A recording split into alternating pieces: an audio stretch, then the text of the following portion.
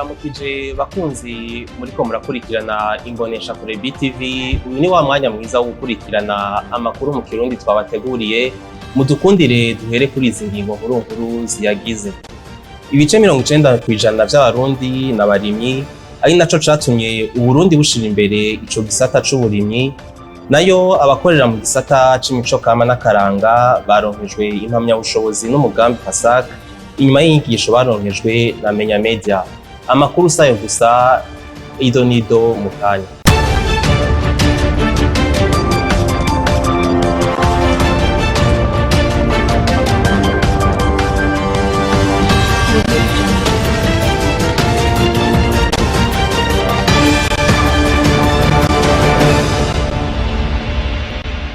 Turasubiye kubaha ikaze muri ano makuru twabateguriye. Ibice 90% vy'abarundi n'abarimyi ari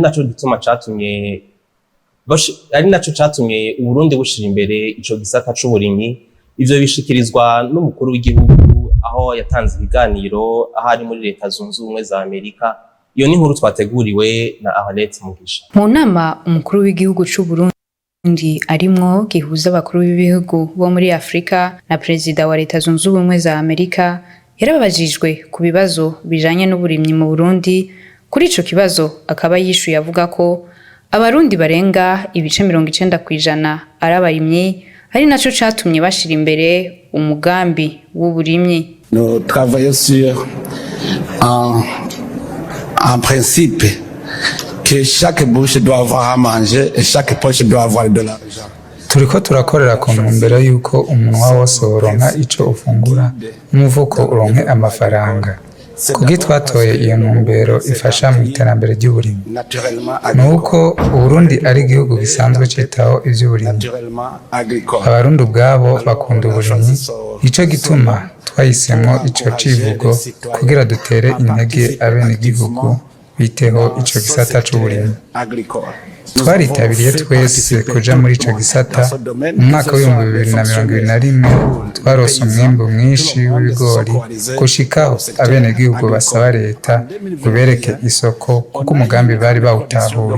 De maïs jusqu'à ce que les citoyens commencent à demander au gouvernement de leur montrer le marché parce que c'était très mobilisé. Evariste Ndayishimiye avuga ko naho uwo mugambi wafashije kugira abarundi baronka ico bafungura, haracariho intambamyi zituma udatera imbere uko bikwiye. Il y a des moments où il y a les changements climatiques et qui occasionnent la sécheresse.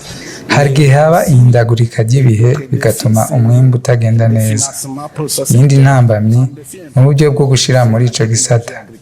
Intambamyi ikomeye cyane ni gukoresha ubuhinga bwa none muri ico gisata. Uyu munsi turacakoresha amasuka kugira ivyigwa ku mbuto zirobanuye. Nitwashobora kwihingurira umwavu w'ikizungu, ivyo byose bizoterera mu kugwiza umwimbu. Iruhande y'isho kiganiro akaba yarabonanye n'abategetsi batandukanye. Abakorera mu gisata c'imico kama n'akaranga baronkejwe impamyabushobozi n'umugambi PASAC inyuma y'inyigisho baronkejwe na Menya Media biciye muri PASAC. Akunguko ngo kazoba kenshi nk'uko bivugwa n'abaronkejwe izo nyigisho. Iyo ni inkuru twateguriwe na Raymond Prosper niyo nkuru. Umugambi PASAC waratanze impapuro mpamyabushobozi ku bantu baronkejwe inyigisho n'ishirahamwe Menya Media kuri wa 14 Kigarama.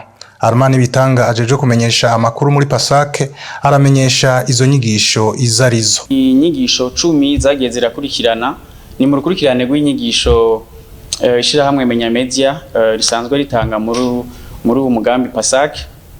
Izo nyigisho rero zari imice itatu, aho novuga mu kirimi cy'igifaransa yari technique artistique, managerial et artistique. Jean-Claude Niyuhire arongoye umukozo Fest, umwe mu bakurikiranye izo nyigisho za Menya Media biciye muri PASAC, ntakekeranya ko abatunganya za festival n'ibindi bikorwa bazobikora neza kurusha mu minsi heze kuko baronkejwe inyigisho. Inyigisho ziramaze kugira ico zinyungukiye kinini cyane. Bitari bike vyabaye umwaka wa 2022. Mwarabonye yuko vyari biteramo bimeze neza, biteguye neza.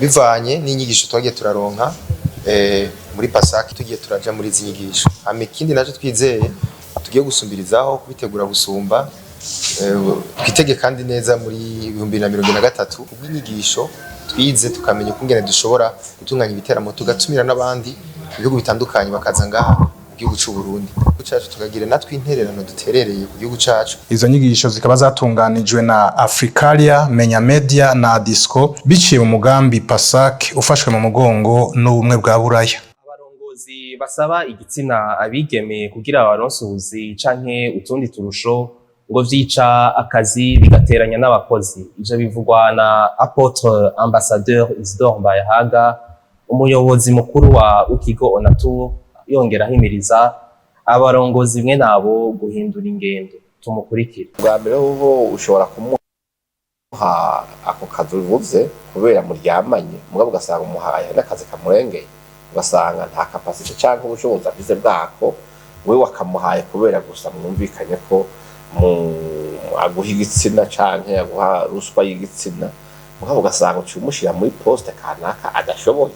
Kandi iki naco iyo mwamaze kugira imigenderanire nk'iyo aho mushika yuko mukura impuzu mukakora ibyaha hamwe n'ibyo, nta bushobozi bukimufiseko, ya autorité nta bukimufiseko, ucusigara ahubwo ari bakurongora. Muri ico gihe hari igihe bishe ugasanga umuntu asambana shebuja amuteranya n'abandi bakozi, ugasanga wa mukobwa arononye ya societe canke wa mugore kubera iki arafise ububasha amaze nk'ufise mu kiganza wa muntu arongoye aho hantu, akamutuma no gufata ingingo zitarizo, atarinze kubaza amategeko, atarinze kuja inama n'abandi bakorana, mugabo ugasanga abaye umuja w'igitsina nico gisigaye kimutuma gufata ingingo kanaka. Ugasanga kenshi ishira hamwe canke ahariho hose ugasanga arongoye ibintu byononekaye. Abantu murongozi wose yakwemeye uko intebe yicaye muri burongozi ni intebe bakuranwamo. Ushobora kurenganya umuntu mukorana cyangwa ukoresha mugabo utazi yuko amahirwe yejo nawe arayiwe kwicara aho wicaye. Ni byiza yuko umuntu akora azi neza yuko agomba gufata ingingo nziza, kuko mu bisanga ingingo nziza iyo zifashe mu nyuma zirakugarukako. Murambona abarongozi bamwe bakugwa ahantu bari ugasanga ntibashobora no kugira ugatima kugarukaho kubera bazi amakosa basize bakoze, bazi akarengane canke amabi basize bakoreye abo bakoresha. Ugasanga rero barabira bayobeye. Mugabo byiza umurongozi akwiye kuba azi yuko iyo ntebe yicayemo uwo munsi ifise ikiringo kanaka. Abaririmbyi ngo bakwiye kuja hamwe bagateza imbere impano zabo, ari navyo bizotuma baronka agahembo gakwiye mu biteramo vyakozwe.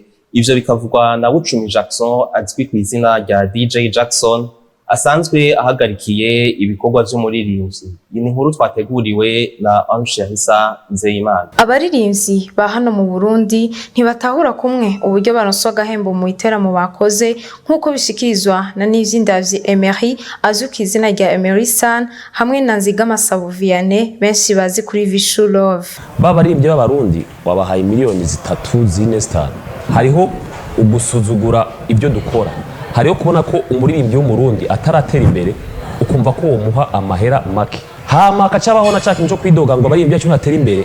Gute umuririmbyi w'umurundi azotera imbere wamuhaye amahera make mu gihe azi yuko korabo imusaba amahera, kuja hanze imusaba amahera yo gukora bijya bintu ushaka azobikora ryari mu gihe atararonka amahera kwiye.